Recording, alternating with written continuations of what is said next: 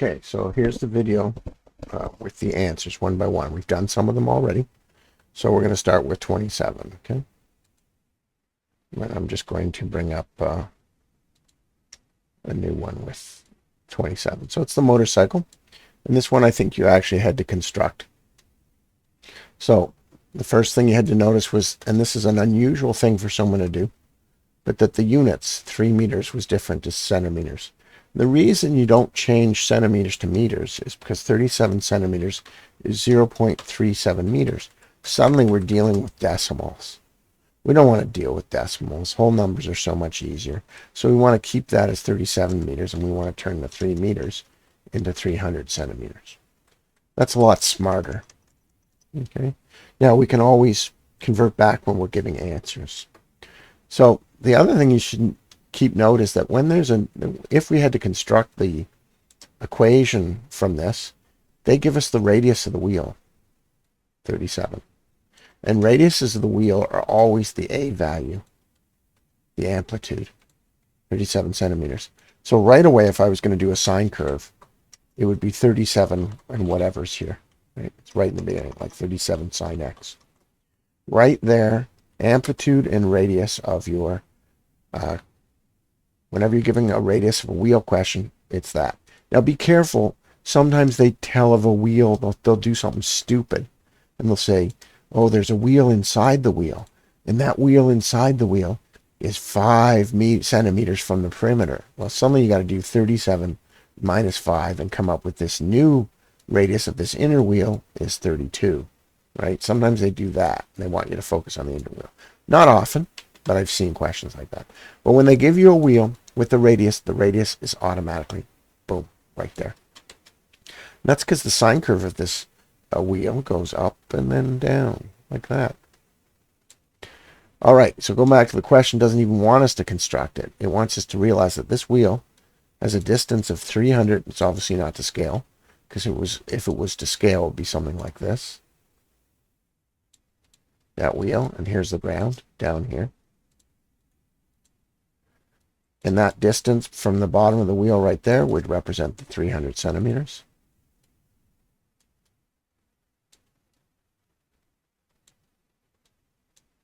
And then the radius of the wheel is represented by the 37 centimeters right up there.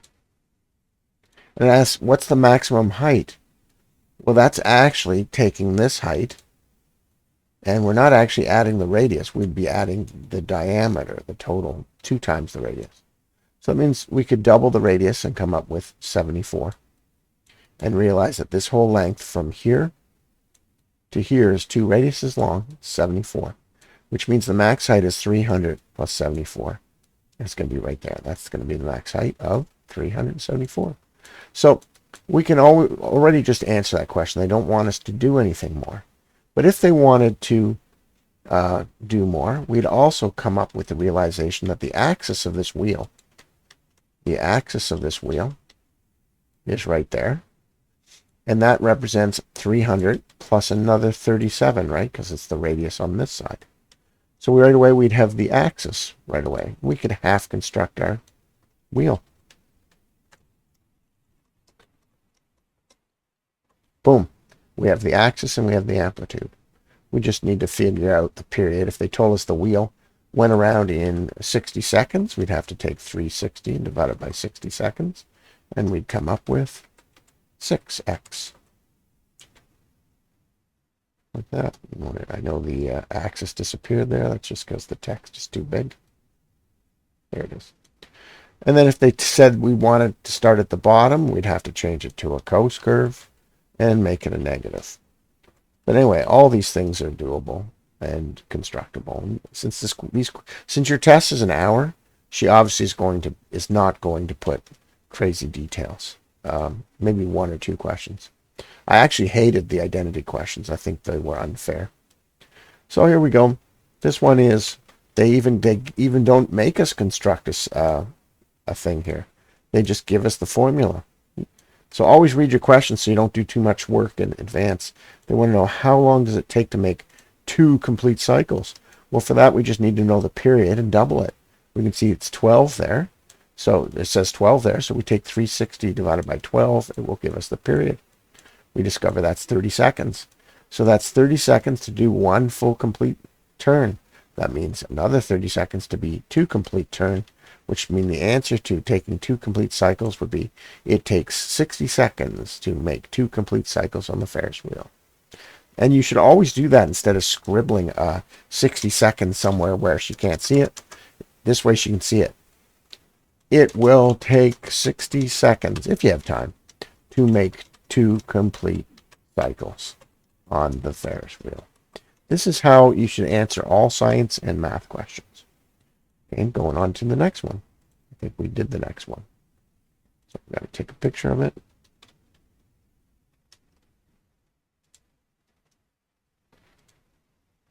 Determine one value for this, which is not true. This was a tricky one, and I didn't like it. We had to convert tan x. Now here's some truths you should know and memorize. Tan x is equal to sine x divided by cos x. And you should also know all your secant, cosecant, and cotangent. Secant is 1 over cosine. Cosecant is 1 over sine. And tan is 1 over cotan. Which means if they tell you, for instance, the sine of something is 0.5, you would go down here and they want to know what is the cosecant. You go down here and you say, okay, it's 1 over 0.5, which is 2. So the cosecant is 2. So you would do that. So here's one truth, and here's the second truth that's important. So then it's important to rewrite your sentence. And the reason you do this is because there's no really easy to see truths about this, where you can say this is true. And so you would rewrite the tan as this. You'd say, okay, instead of tan x, I'm going to rewrite it as sine x divided by cos x, and I'm going to add 1. And then instead of secant, I'm going to do 1 over cos x.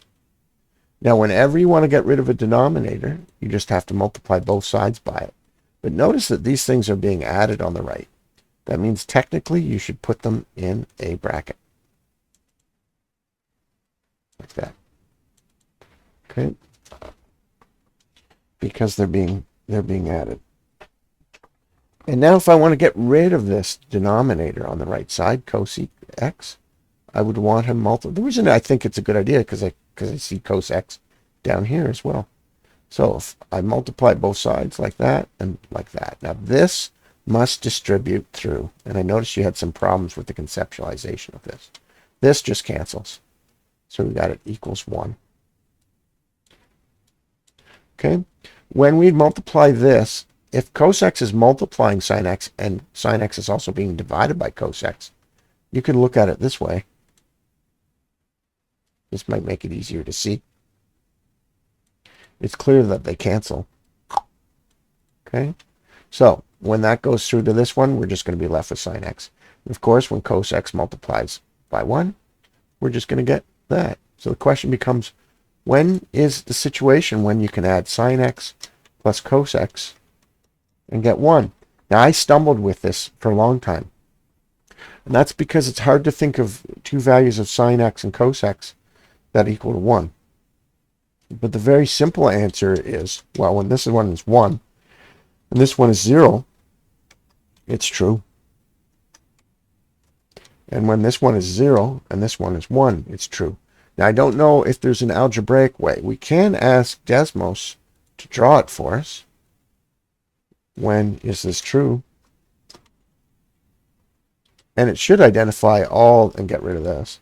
And it should identify all the key spaces. And to see it, really you can't click on it. You have to draw, it's stupid, you have to draw a line through them to really see it. So the first answer is at 0 degrees. The second answer, as we determined before, is at 90 degrees. The third answer is at 360. And then it repeats. 60 more, 270 more, and 360. So you should really also restrict this for the first 360 to get the answer, but I will give you a possible answer like this. And you also have to make sure your thing is in degrees. So let's see, why isn't it giving 3? Oh, Yeah, why isn't it giving 360? X is... Good question. Why is it suddenly... Let's put it back to this and see if it gives different answers. Give it a million answers. Oh yeah, for this I'd have to go to 2 pi.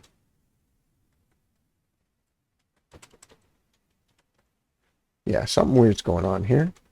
I have to go back to degrees. It should give me 3 separate answers in this because there's 270 and 360 are within 360 degrees. Not quite sure why it's not, but it doesn't matter. So the 2 clear answers are when at 90, 0, 90, 270, and 360, and then repeats over and over again. Oh, and actually, let's see if it happens at 270. It might not happen at 270. Yeah, 360. So it happens at 0, 90, and 360. And that's because if you look up your exact values, or even if you remember your circle, the point over here is 1, 0. And the point over here is 0, 1. And then all the other points have a negative. And you have to remember that the x value in this circle represents the cosine, and the sine value represents the sine. So I can see if I add these together here, they make 1.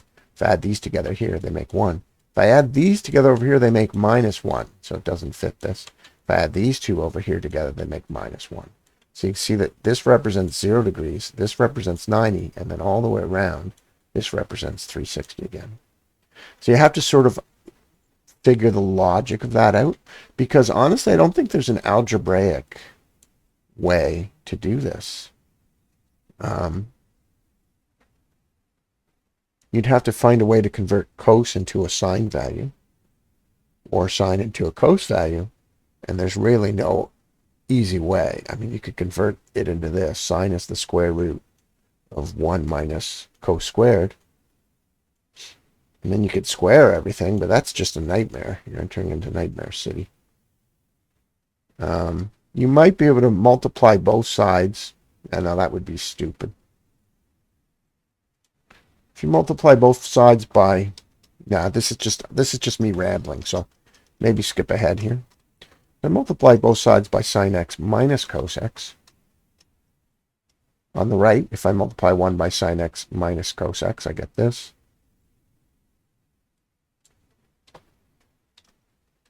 Yeah, this is just a nightmare. And down here, I get sine squared minus cos squared is equal to sine x minus cos x. But that doesn't really help us at all. I still have too many coses, too many sine. So this comes down to a logic situation of knowing the only possible way it works is when sine x is 0 and cos x is 1. And when cos x is 0 and sine x is 1, and that's at 0, 90, and 360. I hate this question because it requires sort of pure memorization. In math, you should be able to come up with a solution that's not memorization. Okay. Determine the value. Yeah, we did it. Now this one is just a method of putting in these angles and solving each time. So when you have this, all you do is you put in 0 degrees in for the angle in each of these situations. And try to remember that when they say show sine squared in there like that, it's really this, sine of whatever the angle is, squared. They do it the way they do it because they don't want this too near the x in case you square the angle by instead, so they put it over here. But this is what it means.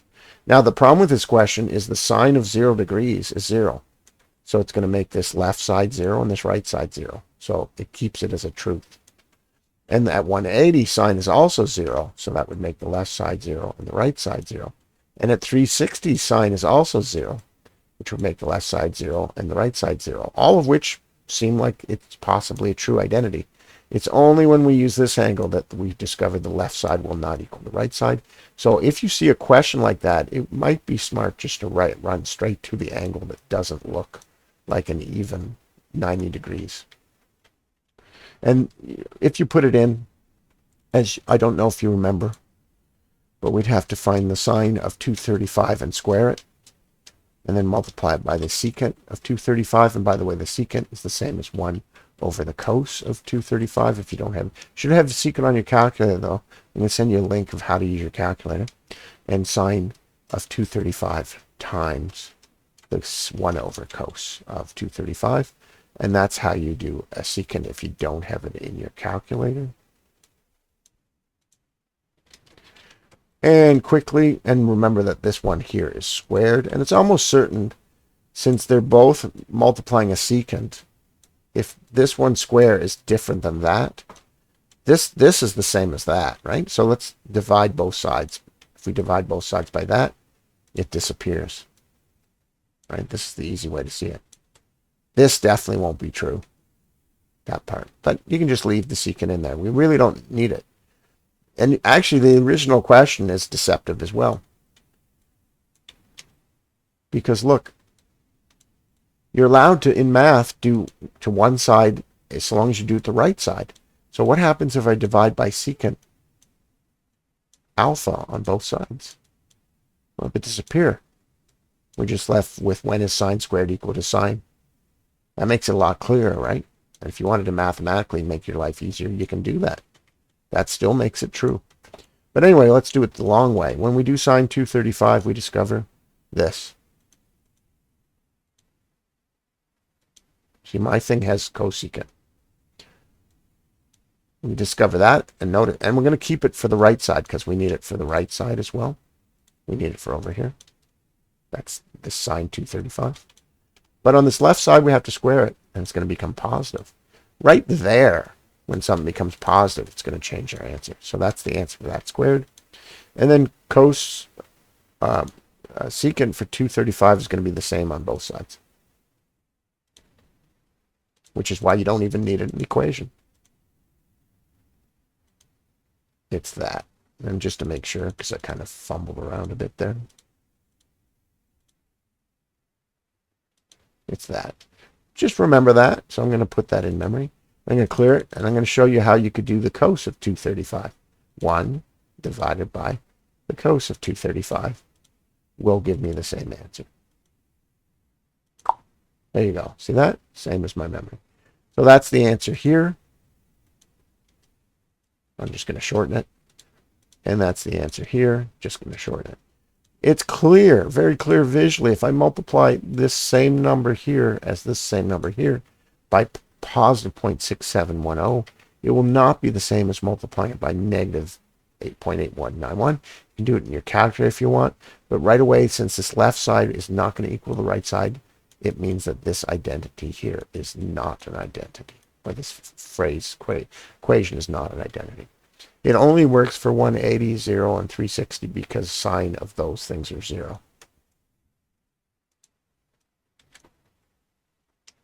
I also do not like that question. I don't think it has a point in the world of math. The whole point that teachers seem to forget, it's not you're trying to trick you to make it harder or make your brain figure out the trick.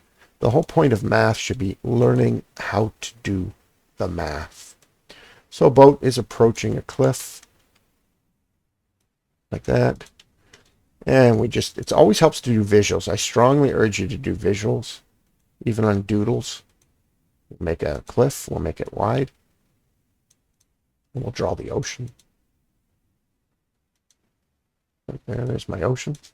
And it tells me it's 50 meters tall. So we can put this height here as 50. And they want to know, how far is it from here to here? How far is that blue line? And they tell us when we look up at the cliff, we have an angle of elevation of 60 degrees. Now, 60 degrees is one of our exact values, which is why they want you to come up with it. But if for some reason she does not have an exact value chart given, she should, if you can't do it, right away figure out very quick, or look through your test and see if you'll need it. She gives you the exact value charts, great. Otherwise, you should make a triangle where every corner is 60 degrees. And when every corner of the 60 of a triangle is 60 degrees, it means every side is the same length. It's the truth. If every side is the same length, we can make any length we want. Let's make 2, 2, and 2. Let's cut this triangle in half. When we cut this triangle in half, the top angle becomes 30 and the bottom side becomes 1. So we can put a side of 1 here and an angle of 30 here instead. And we can get rid of our right triangle. Get rid of this mess too here and just make it 30. Now we have one side, we have the other side, but now we have to use the Pythagoras theorem. A squared plus b squared is equal to c squared. We have our a squared. 1 squared is 1. We don't have our b squared is equal to 2 squared, which is 4. We subtract the 1 from both sides. We get 3.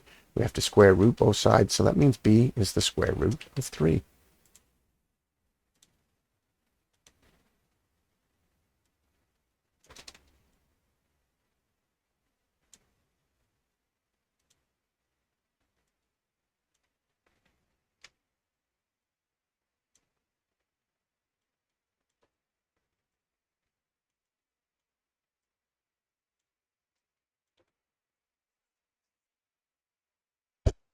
So right away, since they want us to know how far away the boat is, we have to look at it in terms of this angle. Well, that's an adjacent. And that's what they want to know. They want to know the adjacent, and that's the opposite side. Well, we know the angle, we know the opposite side, we don't know the adjacent. We need to go to our SOHCAHTOA and see which one has an opposite and adjacent in it. We discovered TOA, so we're going to be working with the tangent, which means the tangent of 60 degrees is equal to the opposite, which is 50, divided by what we want to know, the adjacent. But we also know from this right triangle that the tangent of 60 degrees is equal to the square root of 3 divided by the adjacent 1, which is the same as just the square root of 3. So right away we know that from our triangle of here, this is the answer. So that means I can replace this whole thing here with square root of 3. Anytime something's equivalent, you can replace it. So we get this. Now the question becomes, especially when I write this fraction correctly, how do you get the adjacent to the numerator? The official way is multiply both sides by adjacent. I'm going to multiply the left side by adjacent. Like that. Boom. Okay, now, sorry, let's have a look at it. I had to pause for a second there. So we can see that if the tan of this is equal to the 60 is equal to square root of 3, we're going to replace it. And here's how we get rid of adjacent. So we multiply by adjacent each side, because you must have adjacent as the numerator to solve it. And then you divide by square root 3 on each side. So you get this. The adjacent is equal to 50 over square root of 3. Now the trick to that is to understand, so there we go, it's like that. So that's what we're at. Now the trick to that, another trick to that, instead of doing the annoying multiplied by adjacent each side, is to understand this rule. When you have a fraction, and technically this is a fraction, is equal to another fraction, they will still be equal to each other when they both flip and when they're both reciprocals. You can prove this with numbers. 1 over 9 is equal to 2 over 18. And when you flip that, 9 over 1 is equal to 18 over 2. You can prove it with any numbers. So that means if we have this fraction over here, this is true. 1 over square root of 3 is equal to the adjacent divided by 50. And you can multiply by 50 on each side, and you get the adjacent is equal to 50 divided by square root of 3. The same thing. Now, since they want an accurate answer, and they don't want us to adjust it, then this is the distance between the boat and the cliff. 50 over square root of 3. Be aware that if, for instance, it said 50 over the square root of 50, that could be simplified. So pretend this said a square root here. And that's because the square root of 50 is the same as, so it's 50 up here, the square root of 25 times the square root of 2. And the square root of 25 is 5. So we get 5 times the square root of 2. This is the same as the square root of 50.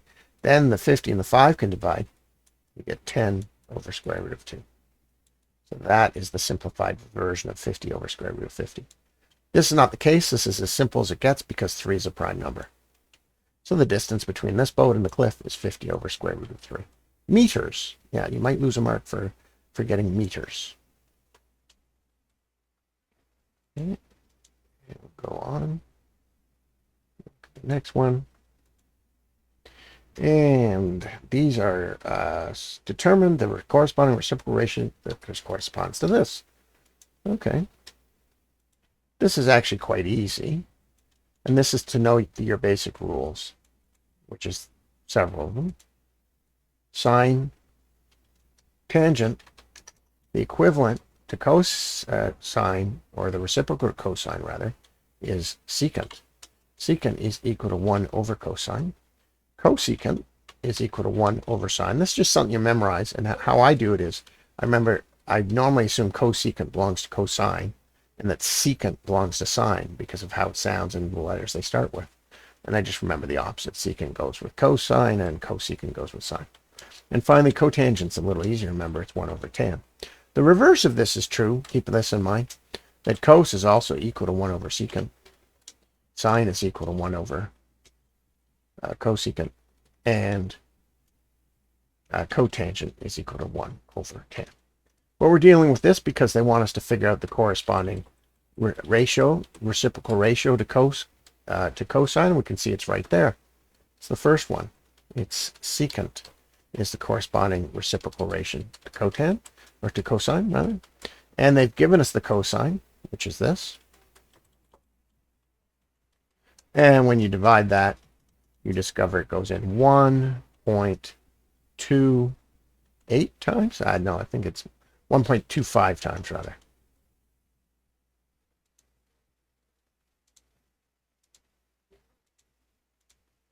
So there you go. That's it there. So the secant of whatever of theta that they've given us. So that my first answer would be this. Secant is the reciprocal trig value to cosine. Therefore, and secant is equal to 1 over cosine, which is equal to 1 over 0.8, which is equal to 1.25. And I would conclude it this way. Therefore, secant theta is equal to 1.25. And that's that answer. That one's about as straightforward as it gets compared to the other ones. And let's see. Now this bucket of water is increasing. Which equation models the situation? Not bad.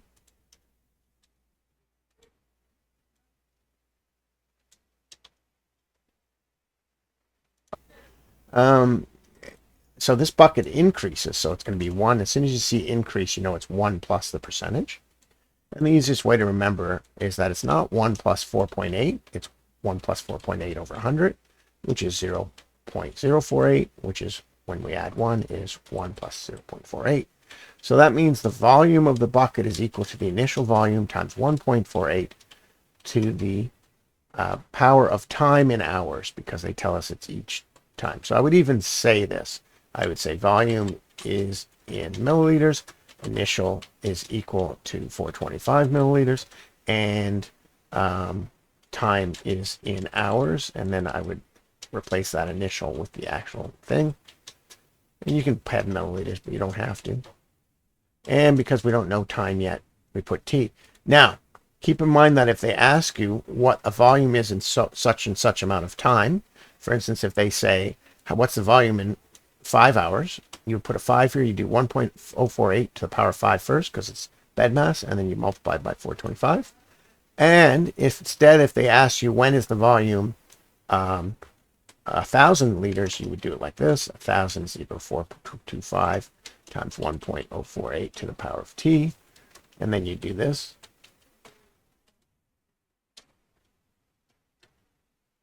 You'd figure out what that is. I don't know what it is in the calculator. And you just leave it in your calculator if you have to round up. There's no point in rounding up. Ooh, it is an odd number, so let's just leave it. So I'm going to leave that in my calculator. I'm just going to put a representative number down here, like a shorter number. Like that. And then I'm going to take a log of both sides. And when I do, the time can come down. And then you finally get time is equal to log of 2.35 divided by log of 1.048. So then you do that in your calculator. So notice that the log 2.35 is the abbreviated version.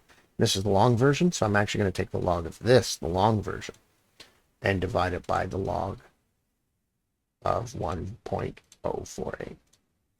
And you would get this as an answer. You got to hit equals. You discovered in 18¼ hours.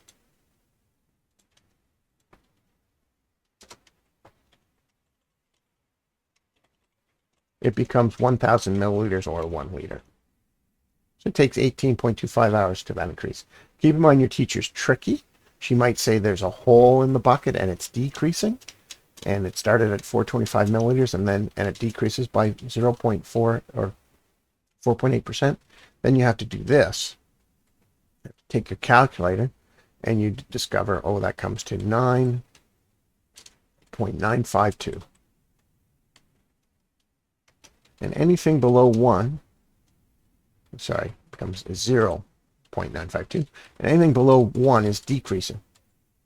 And then they say, what would the volume be after 5 hours? So you take that to the power of 5, multiply it by 425, and you'll discover it's decreased. So keep in mind your teacher does that trick a lot. So make sure you do be able to get decreases. Decreases are 1 minus the percentage.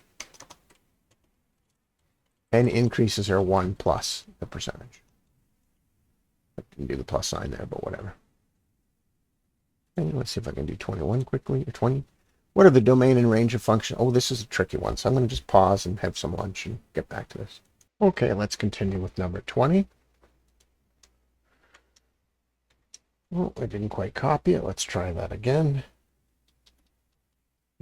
Did not quite copy it. There we go. 20 is a reflected growth curve. But to understand the domain and range of this, and this is probably one of the more complicated questions so far, we have to look at the parent growth curve, which is 2. Always look at the 2. If that was less than 1, it would be a decay curve. But in any case, both decay and growth curves have the same domain and range. A growth curve starts over here on the left, very close to the axis, and it hugs it like that. And then it rises dramatically straight up like that. A decay curve has the same thing, except it starts at the top, goes through the same point there, and then goes down. Both have the same, it doesn't matter if that's right or not, both have the same common points in common. 0, 1, and 1, the base. Whatever the base is, in this case it's 2, not 4. 4 is a stretch. It's always the number underneath the exponent. So they both have these in common. So just in case they wanted you to figure out how these are affected. But note that the x transformations display, the domain and range of the parent are this. XER and YER. Y is bigger, not equal, but bigger than 0. That's because there's no exponent I can put that will result in a y of 0. Now, looking at this graph, let's look at the transformations, but the key is you must look at them properly. Since the domain will not change whether I flip left or right, or go left or go right, domain will remain the same no matter what I do to the x transformation. even a reflection in the y-axis will just mean this red line goes over here and comes down, and this green line would just come over here and go down. It will not do anything. Reflections in the x-axis will do nothing to the range. Y reflections will flip it downwards. For instance, the green graph would suddenly go on this side and go down, and the red graph would go on this side and go down. But there's no negative here. That was a reflection in the x-axis, so that is not happening in this case. However, there is a y transformation down by 7, which means it doesn't matter what the x transformations are.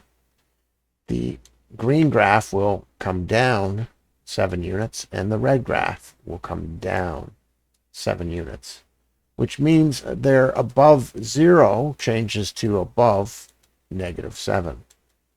So if there's no reflection in the x-axis, it simply becomes y is bigger than whatever this number is. If there is a reflection in the x-axis, it becomes y smaller. For instance, if there was a minus here at this 4, it would become y smaller than -7, whatever this number is. So you can see only the range is something we need to look at. However, we will also correctly transform this in case there's a question that asks what are the transformations. Note that that is not correctly transformed for x transformations. You'd have to factor out the -2 because you want your x to start with +1, and that +3 when I divide it by -2 becomes -3/2, or if you want, -1.5. This dramatically changes what the x transformation is. Down here, it looks like the graph is moving 3 to the left, but in reality, it's moving 1.25 to the right. The stretch, or sorry, in this case, this compression by a factor of half and this reflection in the y-axis does not change. Only this part is an illusion. So if they were to ask what your x transformations are, it's a reflection in the y-axis, a compression by a factor of half, and a translation to the right by 1.5. If they were to ask what your y transformations are, it's a stretch by a factor of 4 and a translation 2 down. As I mentioned, only the y transformations affect range. The x transformations do not affect XER. So for this transform thing, it is still XER, and it is YER, y bigger than -7. This can be confirmed by Desmos. If, however, you were asked to change these points and find the new points, you would multiply all your y values by 4 and subtract 7, and you would multiply all your x values by -0.5 and add 1.5. So that means for this first point, 0.7, when I multiply by 0 by a half, nothing happens. When I add 1.5, it becomes 1.5. And when I multiply the y value by 4, I get 4. And when I subtract 7, I get -3. So that first point would change to that. The second point, when I take 1 and multiply by -0.5, I get -0.5. When I add 1.5, I get 1. And for the 2, when I multiply that by 4, I get 8. And when I subtract 7, I get 1. So these 2 points would become 1.5 -3 and 1. Quite a bit lower. Quite a bit down here. And a bit to the right, which makes sense because this is going a bit to the right. So you'd see a red like that, and the green would do something like that. And there, that's pretty much answered everything about that one. All right, next question. Simplify. So this just is a rule of exponents. This is just a rule of exponents. By the way, you also have to study your geometric and arithmetic sequences. Anyway, the rule is this. When you're multiplying two things with the same exponent, you add them. So I see I have a -4 and a +2. That means a total of -2. So that means on the top, we have a 12 minus 2. Get rid of all the other 12s. That's what happens. By the way, I'm allowed to do the top or the bottom whenever I want, because when things are multiplying and dividing, it's okay. You just have to solve this before you ever divide the top, because it's an exponent first. The rule of exponents is I take that minus 1 and multiply it by that 3, and that means 12 to the minus 3. So I have 12 to the minus 3. The rule for dividing two exponents with the same base is you take the top exponent, minus 2, and you subtract the bottom exponent, minus 3. Minus 2 minus minus 3 becomes minus 2 plus 3, which becomes simply 1, which means I'm allowed to erase all the 12s in the bottom and put a 1 up here, which is the same as 12. So the simplification of this expression is simply 12. Now, let's pretend for a second that, ignoring all these values here, that this came out as 12 to the negative 1. That's the equivalent to 1 over 12. And that would be the answer. But it didn't. It came out to 12 to the 1. 12 to the 1 is simply the same as 12. So that's the simplification of that. The exponent rules are very simple. When you're multiplying two things with the same base, you must add their exponents. When you're dividing two things with the same base, you may subtract their exponents. When it's an exponent of an exponent, you must multiply the exponents, and you must do this before you start adding and subtracting at the top. And finally on this page, oh no, we've got lots more. How many times does the graph intersect the x-axis? Well, that's a good question. This is an upward-facing parabola, isn't it? This is an upward-facing parabola. So you could easily use, and that's probably what they want you to do, the discriminant. Because the discriminant says when the discriminant is bigger than 0, it crosses twice. So when b squared minus 4ac is bigger than 0, it crosses the x-axis twice, and they want to know that. How many times does it intersect the x-axis? When b minus 4ac is equal to 0, it crosses the x-axis once. And when b minus 4ac is smaller than 0, it does not cross the x-axis at all. So in other words, since this is an upward-facing parabola, there's a potential that it's above the x-axis. The first thing I like to do, though, is see what factoring I could do. I notice they all can be factored out an 2. So you get 9x squared plus 6x plus 1. And right away, I know I'm looking for a number. Now I can look at my a, b, c. I'm looking for a number that multiplies out to AC and adds up to B. And I can see that A times C is 9 and that B is 6. There's only one numbers that will work, and everything's positive here, so all these numbers are positive, is 3 and 3. And it makes sense because 9x squared is a perfect square root of 3x. 1 is a perfect square root of 1. And if I multiply 3 times 1 times 2, I get 6. So that makes sense that this is indeed factorable to this. If it was not factorable, you would use the discriminant method. But it is factorable. It comes out to this. This tells me a lot. This tells me there's only one factor, and it's at x minus 3. In other words, it only crosses the x-axis once, because these are the same factors. So it crosses it right here and goes up. So the answer, because this is squared, is it only crosses once. If these were two different factors, if this had come out as x plus 3 and x plus 4, let's say, this clearly has two x-intercepts at minus 3, 0 and minus 4, 0, which means it would cross the x-axis twice.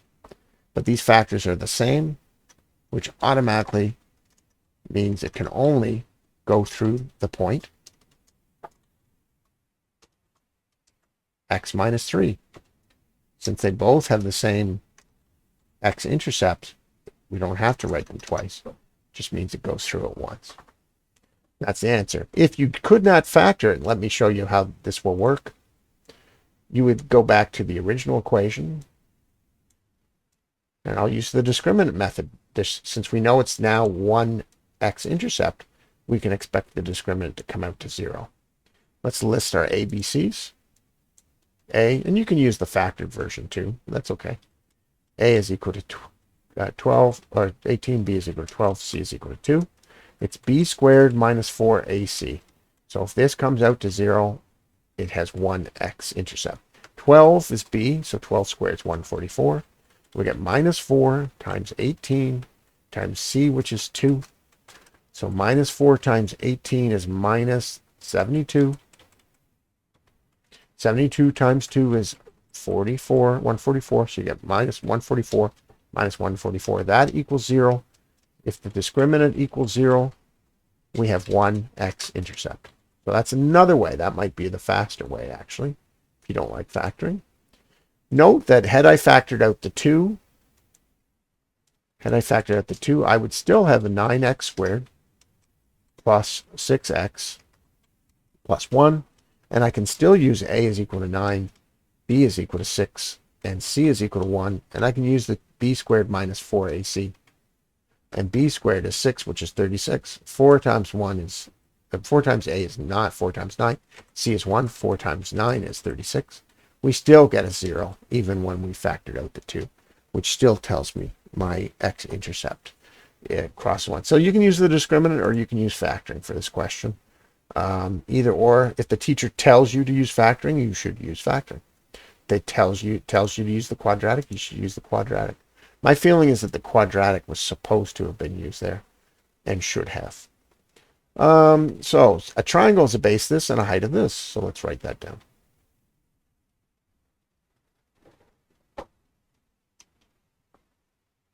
So print screen. There we go.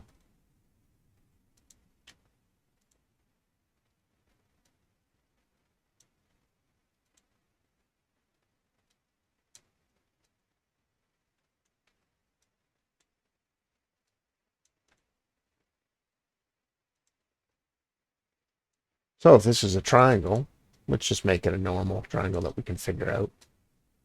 They're telling me the height is here. And the base is here. And the area of a triangle is half 1 over 2 times the base times the height. So let's have a look at that. Half times the base times the height. Notice the top is 1, so we can just ignore it. It's just going to be this. And the whole thing is over 2, essentially. So when you have square roots, you can indeed multiply them through, but you cannot multiply a square root with a number. So this would just become 8 square root of 6. But the other one you can multiply, and 6 times 24 is 24 plus 120, 144. And it would be the square root, because it's a square root, times a square root. You just keep the square root, and you multiply the numbers inside, 144. This does have a answer, that's 12. Now, since everything's multiplying, you do not divide everything by 2, you just divide one of them by 2. Look at it this way. We could write it like this, or we could write it like this.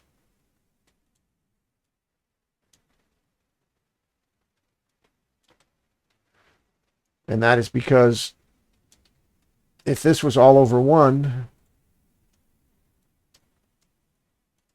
we would get it back to this state if we multiplied it through 8 times square root, 8 square root of 6, and so you don't have to distribute because it's not a plus, it's multiplying.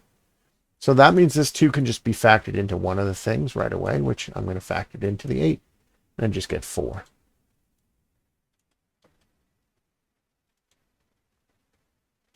Square root of 6 does not have any factors, but now I have 2 numbers here, so those can be multiplied. And this 1 can be ignored now. So really my final answer is 4 times 12, 48, and the square root of 6 times the square root of 6. This can also be determined if you convert it to numbers. When you convert it to numbers, you won't quite get the right answer. It's really this and this. But at least tell you if you're close. So what I'm going to do is just multiply. I'm going to take 8 and subtract square root of 24, and I'm going to multiply it by square root of 6, and then I'm going to divide it by 2. And I'm going to see if I get the same number as my simplified answer. So here we go.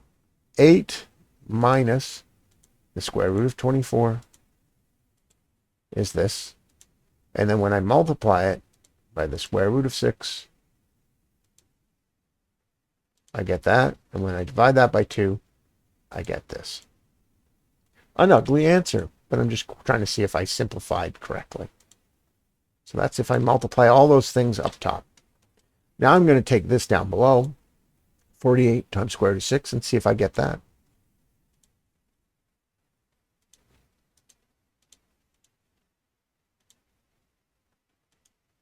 And I do not. So that means I did, oh, you know what I forgot to do? So that's a good thing I checked. That means I did not do it correctly. So now we're going to try it again. So when I distribute up here, I again cannot multiply something that's a number versus a square root. But now I'm going to see if, oh, you know what I think I forgot to do was the negative. Now I'm going to see, make sure what 6 times 24 is. Yeah, I didn't do the negative. It is indeed square root of 144. So I have minus the square root. That's what I forgot. They're not all multiplying. Minus the square root of 144, which is 12. There's what I screwed up. Now, these things are adding or subtracting. So that means I can look at the whole number here and no whole number here and see if I can pull a 2 out of it. I can. If I divide this first thing by 2, I get a 4. And if I divide this next thing by 2, I get a 6. Then the 2's can cancel because it's 2 times 4 square root of 6 minus 6. And these, since this 2 is multiplying the bracket and then dividing by 2, these can cancel. So that I screwed it up entirely. The simplified answer is 4 square root 6 minus the number 6. And now what I'm going to do is keep that, go back to the original and see if I get the same thing. I should have kept the number of the original one because there we go. Because, and now I'm going to bring back what I came up with. Yeah, total screw up, not even close. So now again, let's see if I still have that number. No, I don't. Well, let's see if I have a history. That doesn't matter. I'm going to take 8 times minus the square root of 24 equals, and I'm going to multiply it by the square root of 6. Did I just do something wrong again? No, I didn't. Then I'm going to multiply it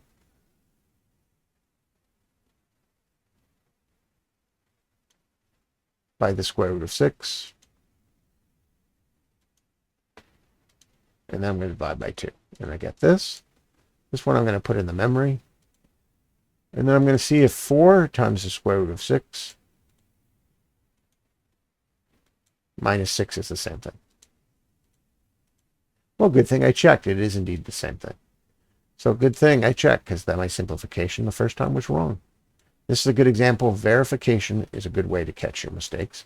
Sometimes you don't have enough time, but that's why you practice these things so you get fast at it. This number 15 is probably one of the trickiest questions, and it really takes understanding. I did not capture it. It really takes a good understanding of inverses to understand what they're asking. Very hard. If we're going to go over anything, it's probably this one that we're going to have to discuss.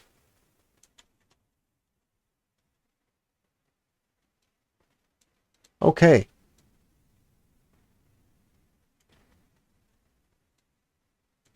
Whenever you have an inverse, and that's what this f minus 1 is, it's saying the inverse of that.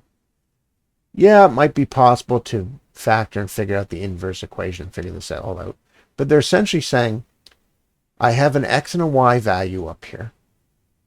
And whatever x, y value I have up here, it's going to flip for the inverse. It's going to be a y comma x. You know, so for instance, if I had 5 comma 7 on this graph, it's going to be 7 comma 5 on this graph. The numbers flip. What they're asking here is, if I find the inverse equation and I plug a 0 in for x, what y will I get? So they're saying if I plug a 0 into my inverse equation, what y will I get? But remember that over here, this is the flip of that. So I see they've given a 0 for x here, the 0 for x, which means it's a 0 for y over here, which I would put in here for the original equation. Well, when you've got something equaling to 0, you should figure out the factors here to solve it. That's what making something equal to 0 is, because at the x-axis, y is 0. So if I factor it and figure out the x-intercepts, I've answered when it's equal to 0. So essentially, since they're asking what the x value is 0 over here, it would mean the y value over here would be 0, which means I can take the original equation, and where I see y, which is the f of x on the left, I can put 0. Now, if I look at a number in common of all these, I can factor out 2.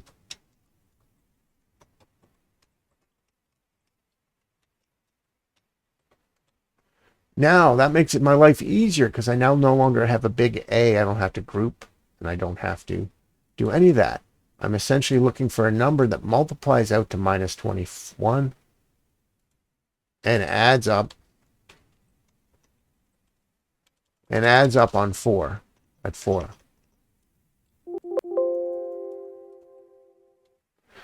So if I look at the factors of 21, there aren't many. And the very obvious one is very obvious. So it's 21 and 1. The very next one that's possible is 7 and 3. Clear the difference there is 4.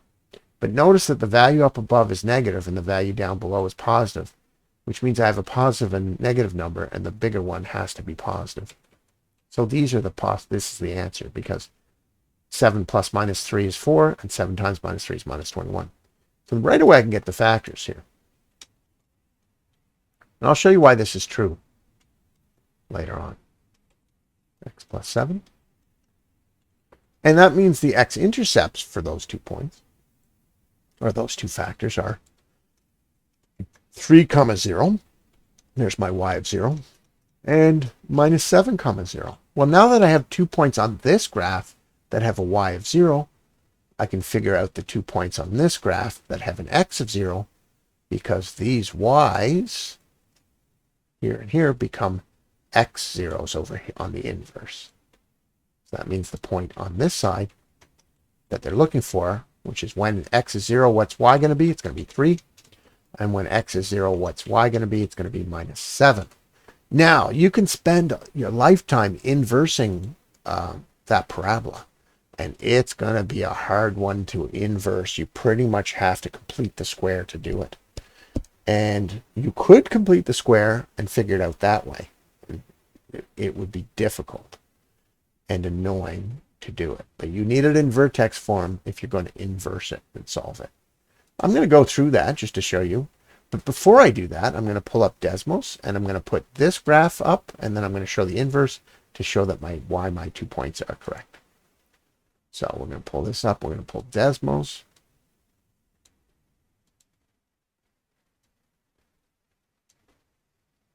And I'm going to put the first graph.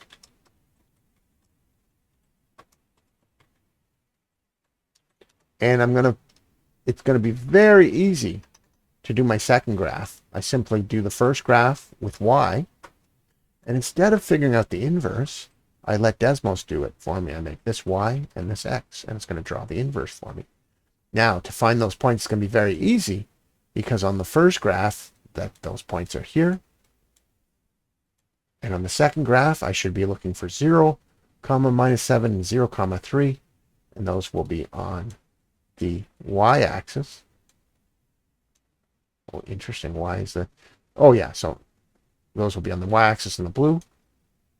Oh, it's not. Why is it not doing it? Did I do it wrong? That's 4, 2, and made y, and made x. 2x squared plus 8x minus 4, 2. Oh, interesting. Why? Oh, yeah, because those... Oh, no, those x's are 0. We go back here. The y's are 0 here. So I should have a 0, 3 on my blue graph. Oh, here's y, because I didn't change this one to y. I had to change this to change all my x's to y. There we go. There we go. That's just a graphing there. So indeed, those 2 points are flopped. Let's learn how to do the inverse of this. You can skip this part. Still a valuable skill. You never know if she might have you do the inverse. So how do we complete the square? We push that minus 42 way to the right. We get that x squared all alone, so we have to factor out of 2.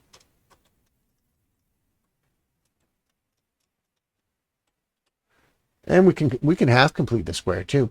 We have to figure out what the half of that is, and it's x plus 2. Boom, we have a vertex, and we can square it. And now we have to make a big bracket and figure out what number we would subtract, which is the square of that. So we have to subtract 4, and minus 42 is still out here. We have to get that minus 4 out the bracket, so we multiply it by 2. It becomes minus 8 outside the bracket. So we get minus 8 minus 42, which is minus 50. So there's our complete square. And now everything is x and y, right? There. Good. Now to find an inverse, we swap the x's and the y's, and we solve with reverse BEDMAS for y. So the reverse BEDMAS is add 50 to both sides.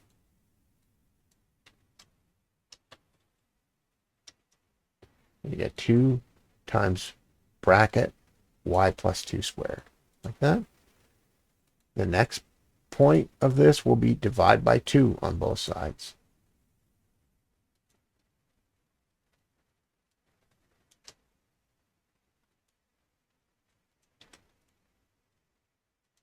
That gets rid of this 2.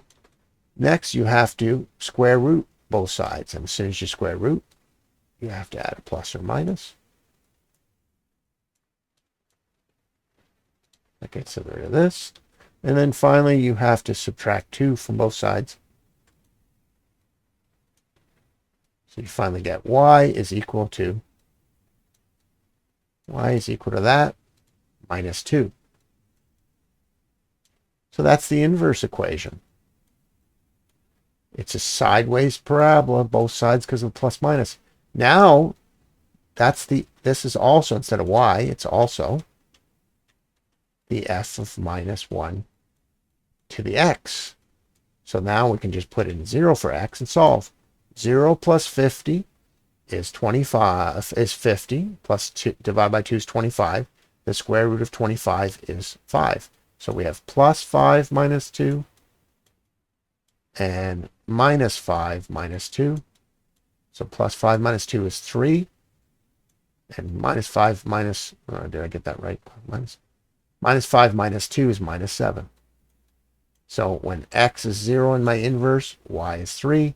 And when x is 0, y is minus 7. Exactly as we figured out with our other method, and our other method didn't force us to find the inverse. For parabolas, the only way to find the inverse is to complete the square. Now, when you reach this point, you can always take minus 2, which is the vertex, put it up here and solve for your y, and just put a 2 and put your vertexes properly. Then you have it. So in this situation, sometimes partially completing the square is faster. But look, we had to complete the square, then we had to reverse BEDMAS it. Lots of mistakes can happen. A lot easier to use the method I just showed you. These next two are incredibly easy. As we've discussed, whenever you have 2 points that are on the same y level on a parabola, whether it's the x-axis or in this case both y values are 5, you can add the x values together and divide by 2, and that's the axis of symmetry. So again, I will say it again. When y values are the same on a parabola, and I'll say when the y values are the same in 2 points on a parabola, add them together, divide by 2 is equal to the axis of symmetry, which is also equal to the x value of the vertex. So let's do that. Both these y values are 5, so these points are on the same y plane. Minus 3 rather, plus 7 is 4. And 4 divided by 2 is 2. So the axis of symmetry is called x is equal to 2. Make sure you do that or you'll lose points. And the vertex is 2 comma something. We can't figure that out without more information. The second one is very easy. You just have to run through the possible translations and see which one is accurate. Well, the y-intercept is 0, and no, it's not. When x is 0, we get minus 4. Minus 4 squared is 16. 16 times 3 is 48, plus 5 is 53. So when x is 0, y is 53, not 0. The vertex is 4 comma 5, and that's true. The axis of symmetry is minus 4. Nope. It's the same as the x-axis of the vertex, which is the x values lie, so that's plus 4. The parabola opens down. Nope, that's positive in front, it opens up. So we can rule out that, we can rule out that, and we can rule out that, and that's the only answer that's true. That's half of it so far. I'm going to send you part 1, and then I'll do the rest later on today.